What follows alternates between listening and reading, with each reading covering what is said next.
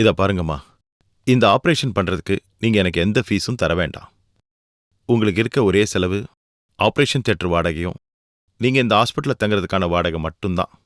மருந்து மாத்திரைலாம் கூட நான் வேற ஒரு இடத்துல உங்களுக்கு அரேஞ்ச் பண்ணி தரேன். ஆபரேஷன் தியேட்டர் நான் ஃப்ரீயா கொடுக்கறேன். என்ன சொன்ன முத்துலட்சுமி? கேழைங்களுக்கு நீங்க மட்டும்தான் சேவை செய்யணுமா டாக்டர்? ஏ நான் செய்யக்கூடாதா? புண்ணியத்தை நீங்க மட்டும்தான் மூட்டை மூட்டையா கட்டிக்கிட்டு போகணுமா? நான் சேர்த்துக்க கூடாதா? இவ்வளவு சுயநலமா இருக்க கூடாது டாக்டர். எனக்கும் சேவை பண்றதுக்கு ஒரு சான்ஸ் கொடுத்து புண்ணியம் தேடிக்கிறதுக்கு வழி பண்ணுங்க. இவருக்கு சர்ஜரி பண்றதுக்கு ஆபரேஷன் தியேட்டர் நான் ஃப்ரீயா தரேன். என்னால நம்ப முடியலையே. அது உங்க இஷ்டம். ஆபரேஷன் தியேட்டர் எப்ப வேணும் நீங்க எனக்கு சொல்லுங்க. நாளைக்கு மறுநாள் ஒரு ஆஃப் டே கிடைச்சா போதும். சசி மேடம் ஏற்பாடு பண்ணிடுங்க. Okay madam, shear. அம்மா, உங்க ஹஸ்பண்டோட உயிரை டாக்டர் கருணாகரன் காப்பாத்திட்டாருன்னு இப்பவே நினைச்சுக்கோங்க. அம்மா, நாங்க உங்களை கடவுளா நினைக்கிறோம். இதெல்லாம் வேண்டாம், இதெல்லாம் எனக்கு பிடிக்காது. இந்த சாமின்னு சொல்றது, கடவுள் சொல்லி கையெடுத்து கும்பிடுறது, காலில் விடுறது, I just don't like all this. மனித உயிர் விலை மதிக்க முடியாதது. அதை காப்பாற்ற வேண்டியது டாக்டர்ஸ் ஆன எங்களோட கடமை. Good luck sir. ரொம்ப நன்றி. சரிம்மா. வாசிஷி.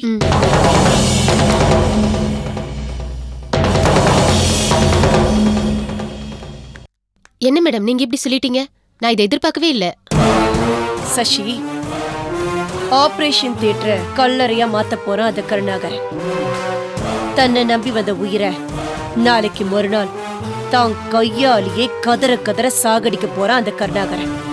அந்த நல்ல காரியம் ஏன் ஆபரேஷன் தியேட்டர்ல தான் நடக்க போகுது.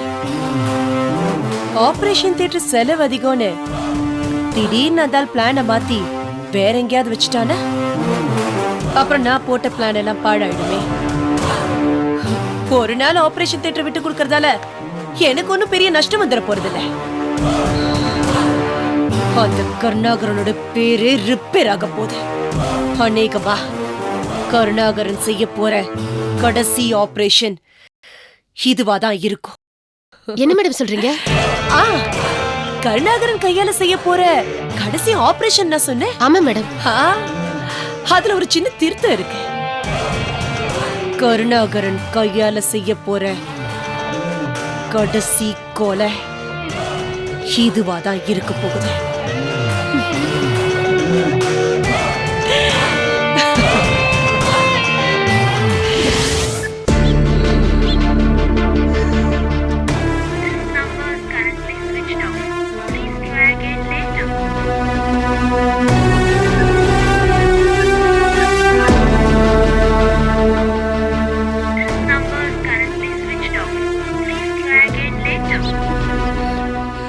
அக்கா என்ன பண்ணிட்டு இருக்க? அக்கா என்னக்கா?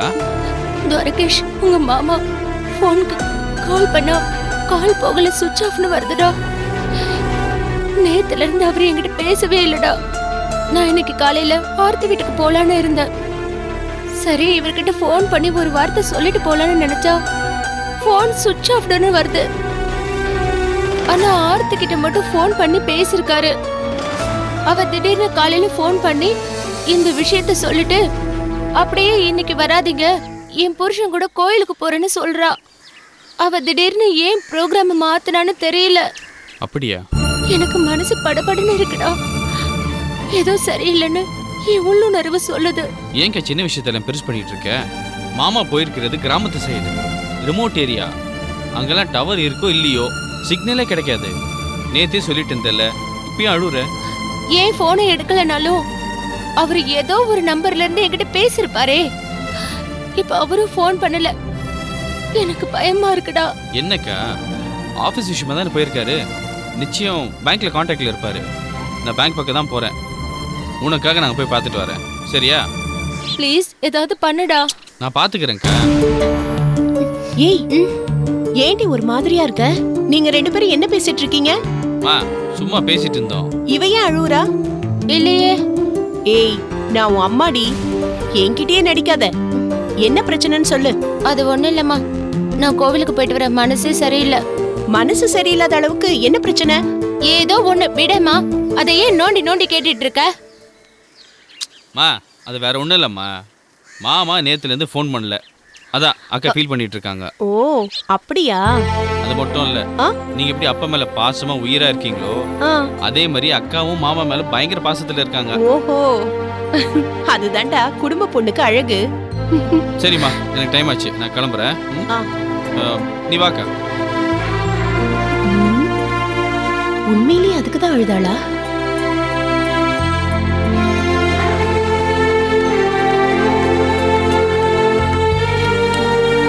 துவாரகேஷ், நீ பேங்குக்கு போயிட்டு விசாரிச்சுட்டு தானே போவ? ஆமாக்கா. சரி, பார்த்துட்டு ஃபோன் பண்ண. நான் பண்றேன். போயிட்டு வரேன்.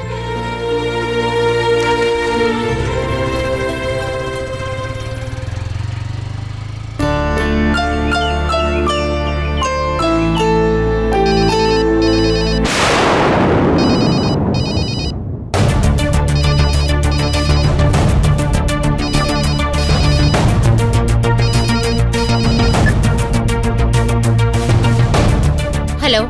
ஏண்டி உங்க அம்மா வீட்டுல போய் ஒளிஞ்சுக்கிட்டா நீ என்கிட்ட இருந்து தப்பிச்சலாம் நினைச்சியா? உனக்கு என்ன வேணும்? நீதான் வேணும். ஏய், உன் புருஷனுக்கு ஃபோன் பண்ணி பாத்தியா? எடுத்திருக்க மாட்டானே, சுவிட்ச் ஆஃப் பண்ணி வச்சிருப்பான். அது எப்படி உனக்கு தெரியும்? வீட்டுல இருக்கிற உன்னைய நான் இப்ப ரோட்டுக்கு ஓடி வர வைக்கவா? நான் 2 தெரு தள்ளி தான் இருக்கேன். ஓடி வடி செல்லம், சீக்கிரம் வா, நான் உன்னை உடனே பார்க்கணும். சீ, நீ ஓடிவான்னு சொன்னது நான் ஓடி வர்றதுக்கு நான் என்ன உன் வீட்டு நாய்க்குட்டியா? மரியாதையா பேசு. நீ இப்ப வருவேடி செல்லம், ஏன் தெரியுமா? நீ இப்ப வரல, புருஷன் காலி. கதிர், விளையாடாத, நீ போய் சொல்ற. சரவண உயிருக்கு ஆபத்துமா. நீ இப்ப ஓடி வந்தாதான் உன் புருஷனை காப்பாத்த முடியும். ஏய், டேய் கதிர், இதுல எல்லாம் விளையாடாத. நான் விளையாடுறேனா? நீ தான் ஆபத்து தெரியாம விளையாடிக்கிட்டு இருக்க. உன் புருஷன் ஆளை வச்சு தூக்கிட்டல்ல. ஏய், இன்னும் 5 நிமிஷம் டைம். அதுக்குள்ள ஓடி வந்து என்ன பார்த்துட்டா உன் புருஷன் பொழைப்பான், இல்ல சரவணா செத்தான். ஏய், நான் சொல்றது சத்தியம். உனக்கு 5 நிமிஷம் தான். வந்தன்னா உன் புருஷன் என் கஸ்டடியில தான் இருக்குன்னு ஆதாரம் காட்டுவேன். நீ வரல, ஆதாரம் இல்ல, சரவணா அப்புறம் சேதாரம் தான். டேய், அவரு ஒண்ணும் பண்ணிடாத. Your countdown starts now.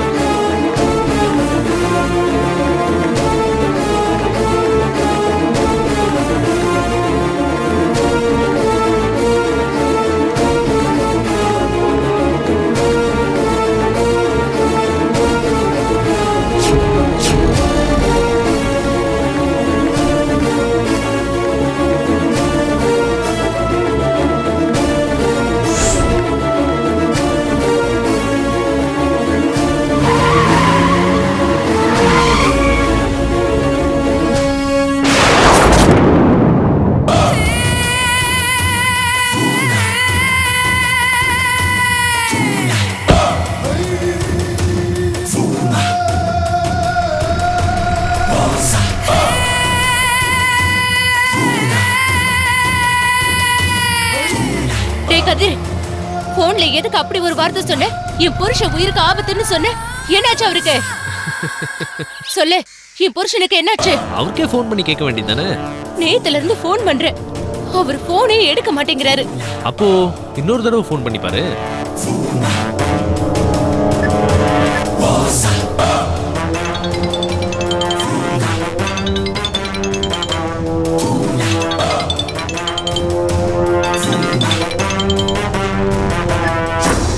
அப்போ நான் சொன்னது உண்மைதானே?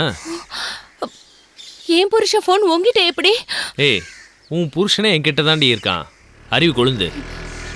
இத பாரு, அனாவசியமா என் புருஷன் உயிரோட விளையாடாத.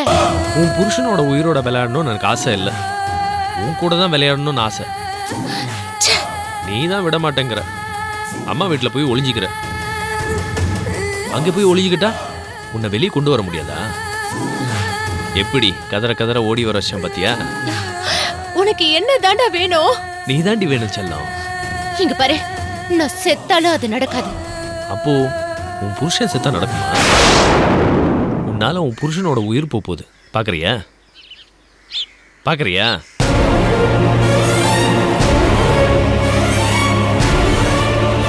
ஏய், ஏன் அங்கே நின்றுட்டு இருக்க? வா, வந்து பாரு. வான்னு சொல்றேன்ல.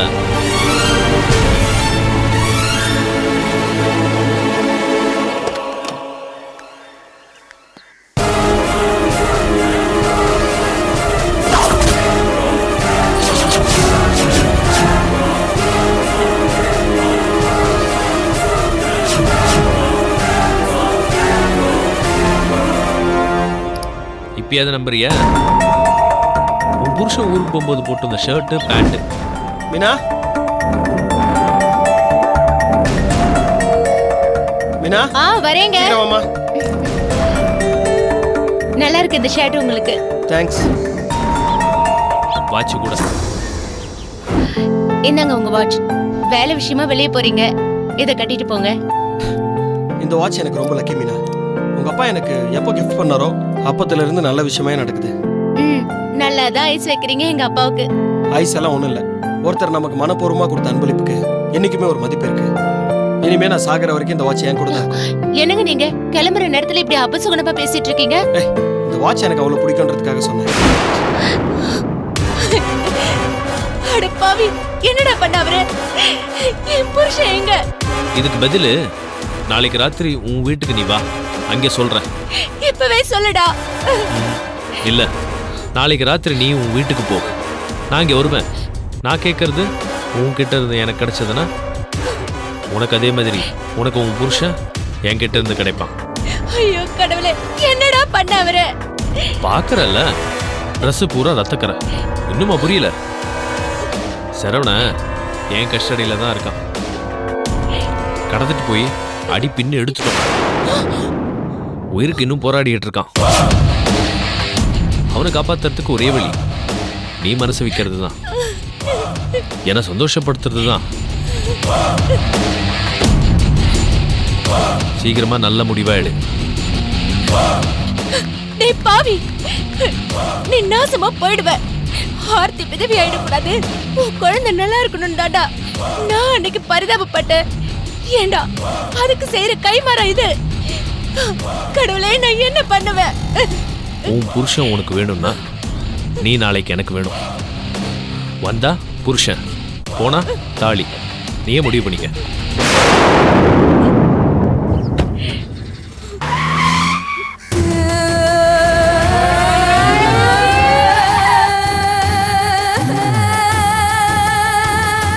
விஷயம் யாருக்கிட்ட சொல்லாம இருந்தா உன் புருஷன் உயிரோட இருப்பான்.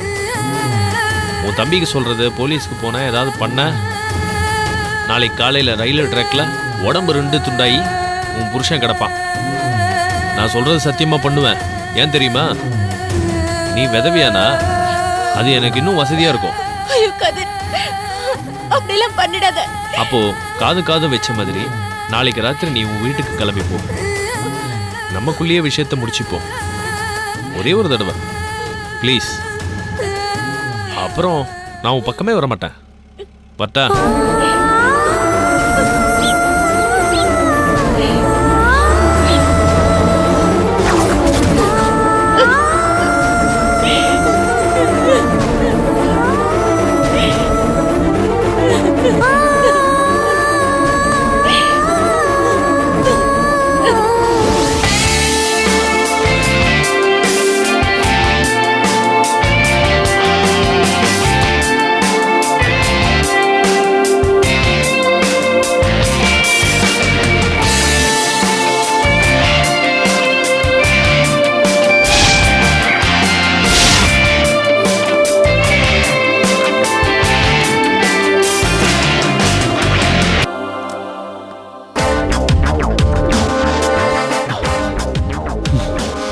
ஐஸ்கிரீம் சொல்லிட்டு எங்கே சார் போயிட்டீங்க? ஒரு முக்கியமான ஃபோன் கால். ஓ,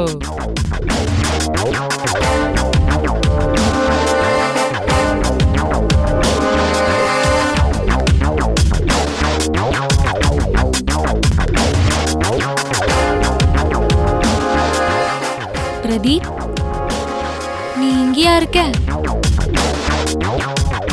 சர்ப்ரைஸா இருக்கு. ப்ளீஸ் பிரதீப், போகாத பிரதீப். நான் உன்கிட்ட கொஞ்சம் பேசணும். உட்காரு.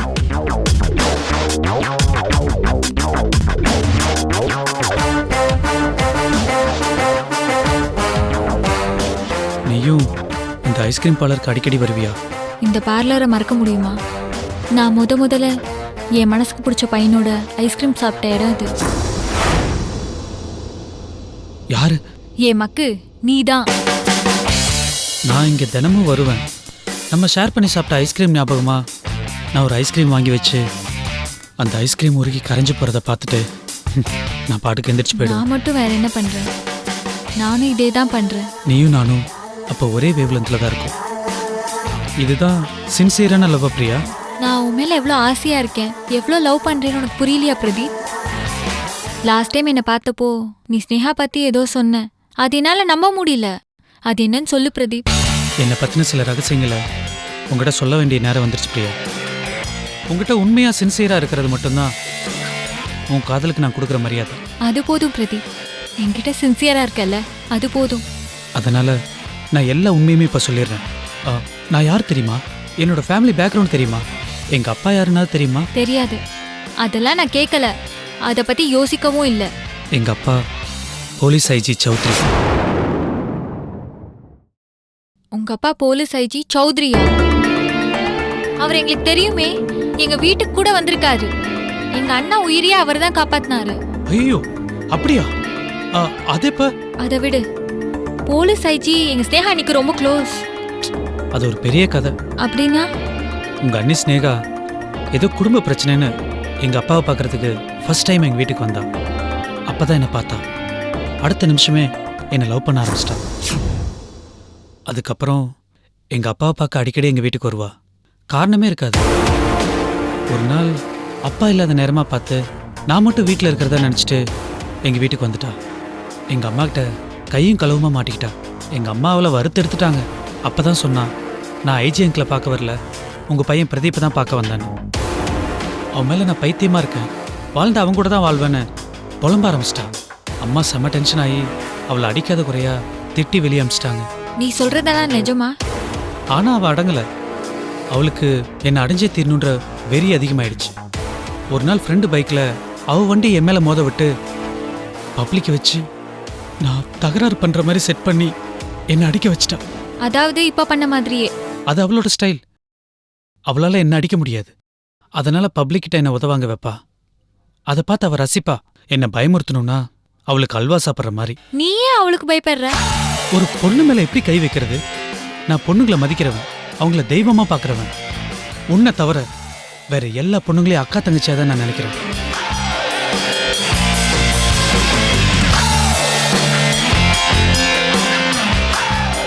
கடைசியா என்னை பழி வாங்கறதுக்கு எம்எல்ஏ கொலைகேசு போட்டு எங்க அப்பாவை வச்ச என்ன ஜெயிலுக்குள்ள 1 மாசம் தள்ளிட்டா. என்ன சொல்ற? உங்க அப்பாவை வச்ச உன்னை பழி வாங்குறேன்னு என்கிட்ட சொல்லிட்டே செஞ்சா பிரியா. அதான் அவளை கண்டா எனக்குள்ள பயம். ஒரு பொண்ணு தான் காதலுக்காக எந்த எக்ஸ்ட்ரீமுக்கும் போவா. இப்ப கூட அவளோட அடுத்த சேலஞ்ச் பிரியாவை வச்சே உன்னை ஒழிக்கிறேன்னு என்கிட்ட சொல்லியிருக்கா. நான் சொல்றத நீ நம்பணும். நீ வேணா அவட்டே கேளு. என் மேல தப்பு இருக்கிற மாதிரி நான் சொன்னதே மாத்தி உங்ககிட்ட சொல்லுவா. 1 மாசம் நான் ஜெயில இருந்த பிறகு அதுக்கு மேல அவளுக்கு என்ன பார்க்காம இருக்க முடியல. என்னை மன்னிச்சிட்ட மாதிரி ஒரு லெட்டர் எழுதி எங்க அப்பாட்ட கொடுத்துட்டு என்னை ரிலீஸ் பண்ண வச்சிட்டா. என்னை விட்டு பிரிய அவளுக்கு மனசு இல்லை. உடனே ஒரு ஏற்பாடு பண்ணி எப்படியோ அவ வேலை செய்யற ஐடி கம்பெனில அவளுக்கு அஸ்டண்டா நான் இருக்கிற மாதிரி செட் பண்ணி நான் அவ கண்ட்ரோல்லே இருக்கிற மாதிரி செஞ்சுட்டா. நீங்க பிகாசஸ் ஐடி கம்பெனில வேலை பாத்தீங்களா? எங்க உமா நீ தாங்க அந்த கம்பெனியோட ஓனரு. இல்ல, கஜேந்திரன் சார்னு ஒருத்தர் இருக்காரு, அவரு தான் அந்த கம்பெனி ஓனர். ஐயோ, அவங்க பொண்ணு தாங்க எங்க அண்ணி. என்ன சொல்ற பிரியா? உமா மேடம் கஜேந்திரன் சார் பொண்ணா? உங்க அண்ணி உமா நம்ம காதலுக்கு சப்போர்ட் பண்றாங்களே அந்த உமா மேடம்? ஆமாங்க. அட போ பிரியா, என்னால நம்ப முடியல. அவ்வளவு பெரிய கோடீஸ்வரி அவங்க எப்படி உங்க வீட்டுல? ஐடி கம்பெனில உங்க பாஸ் யாரு? ராஜீவ் சார். ராஜீவ் எங்க அண்ணன் தான். ராஜீவ் சார் உங்க அண்ணனா? அவரோட ஒய்ஃப் தான் உமா. What a surprise. இதெல்லாம் நிஜமா? அப்போ உமா மேடத்துக்கு என்னை பத்தி தெரிஞ்சிருக்கும். நான் யார் மூலமா அங்க வந்தேன், யார் எனக்கு ரெக்கமெண்ட் பண்ணதுன்னு கேட்டுப்பாரு. அவங்க ஸ்னேகா பேரை சொல்லுவாங்க. இவ்வளோலாம் நடந்திருக்கா? நான் சொல்றத நீ நம்ப வேண்டாம். நீ உங்க அம்மா நீ கேட்டுப்பாரு. ஸ்னேகாவுக்கு அங்க வேலை இல்லாமல் போனதுக்கு முக்கிய காரணமே என் கூட ஜாலியா இருக்கணும்னு அவ போட்ட மும்பை பிளானை எம்டி கஜேந்திரன் சார் கண்டுபிடிச்சதால தான். நீங்க சொல்றதுலாம் எனக்கு ஆச்சரியமா இருக்கு. அவ எங்க அண்ணன் துவாரகேஷ் தானே சின்சியரா லவ் பண்ணா? அதையும் சொல்றேன். நான் அந்த கம்பெனியில் வேலை பார்த்தப்ப துவாரகேஷ் உங்க அண்ணன் ராஜீவ் பார்க்கறதுக்கு அங்கே அடிக்கடி வருவார். நான் ஸ்னேகா பக்கம் திரும்பாதால என்ன கலாய்க்கிறதுக்குன்னு, என்ன வெறுப்பேற்றுறதுக்குன்னு, என்னை புறமப்படுத்துறதுக்குன்னு ஸ்னேகா துவாரகேஷ்ட அடிக்கடி பேசுவா, சிரிப்பா, பைக்கில் சுற்றுவா, பழகுவா. அப்படிதான் அவங்களுக்குள்ள பழக்கம் ஏற்பட்டுச்சு. நான் அவளை கண்டுக்காதால ஒரேடியாக வெறுப்பாயி கடைசியில் கிடைச்ச வரைக்கும் போதும்னு உங்கள் அண்ணனை கல்யாணம் பண்ணிக்கிட்டா.